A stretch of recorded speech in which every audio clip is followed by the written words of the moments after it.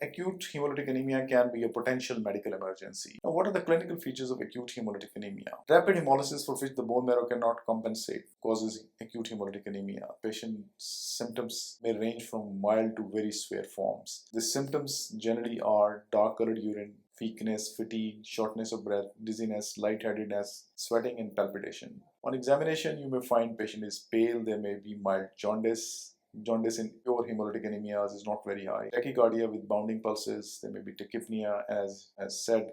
In severe cases, there may be shock even because of the hypoxia. Now, it can be because of the hereditary reason. For example, patient having membrane or enzyme defects or hemoglobinopathies. So patients with membrane or the hemoglobinopathies, they can present in a crisis situation with acute hemolytic reactions. Generally, they produce chronic hemolytic anemias. So infections are the general reason for sending the patient into crisis situation. And then G6PD deficiency can present with acute hemolytic crisis. It's because of oxidant drugs, fava beans in Mediterranean variant, and infections. They can precipitate the deficiency, and that can result in acute hemolytic reactions. And then there may be acquired conditions like drugs, for example, penicillin, quinine, quinidine, levodopa, dimethyl fumarate. They can all cause hemolysis. And then more important, certain infections, they can cause hemolysis. For example, malaria, babesiosis, Epstein-Barr virus, CMV, HIV, staphylococcus, hepatitis viruses. But in fact, a lot of infections can produce hemolysis, and the extent of hemolysis varies with each infection. And then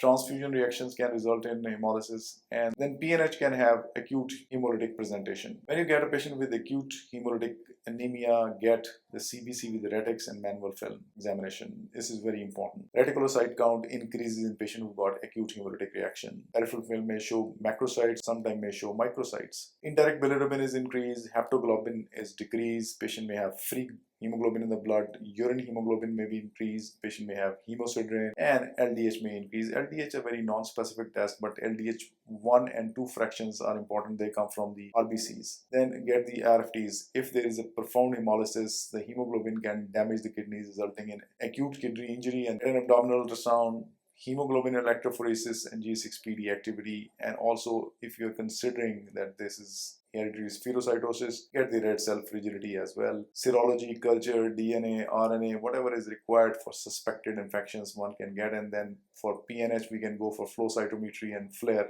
seen for CD59 and CD55. What to start in these patients? Identify, avoid, and treat the underlying cause. That is the most important. Whatever is precipitating, for example, a drug is precipitating, that should be removed. An infection should be aggressively controlled. Mild cases require only observation. In severe cases, you may require oxygen inhalation, hydration, transfusion. Transfusion should be packed red cells rather than the whole blood. And corticosteroid or plasmapheresis if we're considering autoimmune hemolysis. In immune hemolysis, autoimmune hemolysis sometimes can present with acute hemolytic reactions. So this is what we do when we get a patient with acute hemolysis.